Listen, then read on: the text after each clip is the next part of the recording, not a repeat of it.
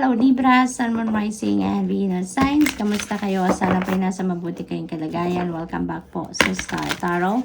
Kung bago kayo dito, welcome din kayo. Thank you sa inyong support. I truly appreciate it. God bless you all. Tingnan natin ang mga mensahe ninyo for the week. Libra, pauna mensahe ninyo ay first quarter moon in Scorpio. Ayan. Release your blocks. Ayan.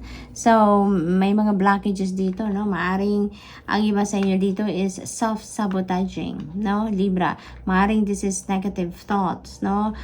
Fear, mga ganon. Self-doubt. Maaring yun ang nagpipigil sa inyo para mag-move forward kayo sa buhay. Para mag-take action kayo towards your goals, towards your dreams, towards your heart's desires, no? Kaya ito ang panawagan sa inyo. I-let go nyo na lahat ng blockages na yan so that you can move on. You can move forward, okay? What else? We have full moon in Cancer. Let your fears dissolve. Ayan. Speaking of blockages, speaking of fears. So, most likely, ang iba sa inyo talaga may takot, no? Sa mga bagay-bagay. Maaring natatakot kayo because you have low self-confidence.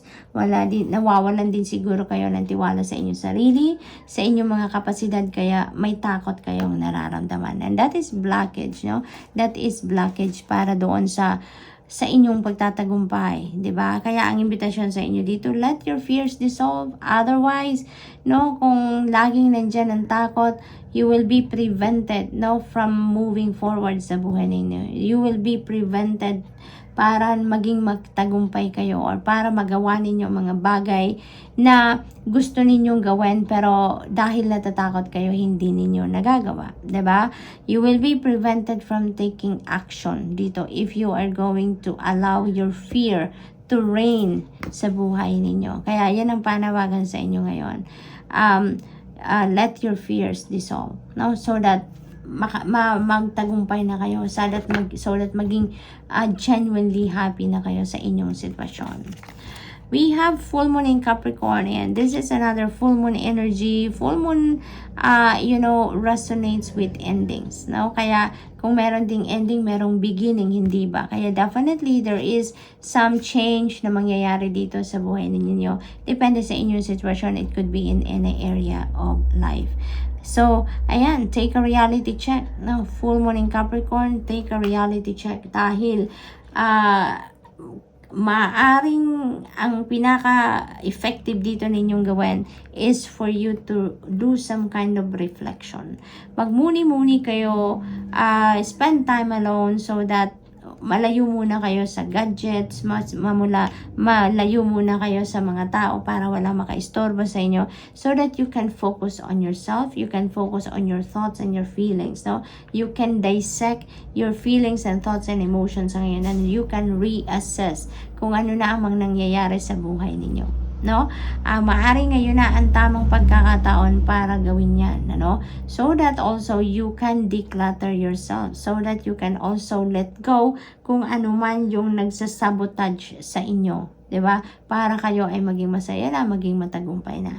So, napaka mahalaga sa ngayon dito na magmuni-muni kayo so that you can see kung ano na ang ma-re-evaluate nyo na ang mga ganap sa buhay ninyo. Ano ang mga kailangan ninyong tanggalin sa buhay ninyo? Ano yung mga kailangang gawin ninyo? Ano yung mga ginagawa na ninyo? Ano ang mga nagiging resulta nun? Yung mga ganon ba? No?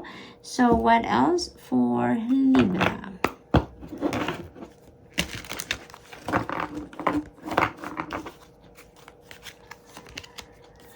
Libra, we have launching your journey. Ayan, travel. No? There is travel dito para sa inyo. Libra, maaring ito ay international travel. That could be for different reasons. Maaring yan ay mamamasyal kayo. You're magtutour. Maari din na ang iba sa inyo dito is business related ang biyahe or maybe migration. Maaring magma-migrate na ang iba sa inyo dito, no?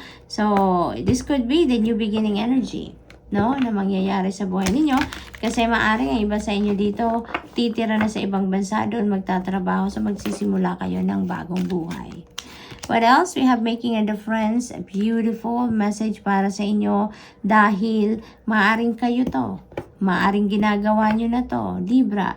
Maaring you are really making a difference in the lives of many. Maaring kayo ay isang inspirasyon ng maraming tao, di ba? Maaring marami kayong natutulungan. You could be very compassionate, you're very loving, you're very generous, kaya maaring you are the go-to person, no, ng mga taong nasa paligid ninyo when they need help in any form, no? So, maaaring ganon. This could be your purpose or this could be your mission in life sa ngayon, Libra, to make a difference in the lives of many, to touch other people's lives in any way you can, no? So, napakaganda rin naman yan. Revealing radiance, my light illuminates the world. Ayan. So, maybe ito na talaga.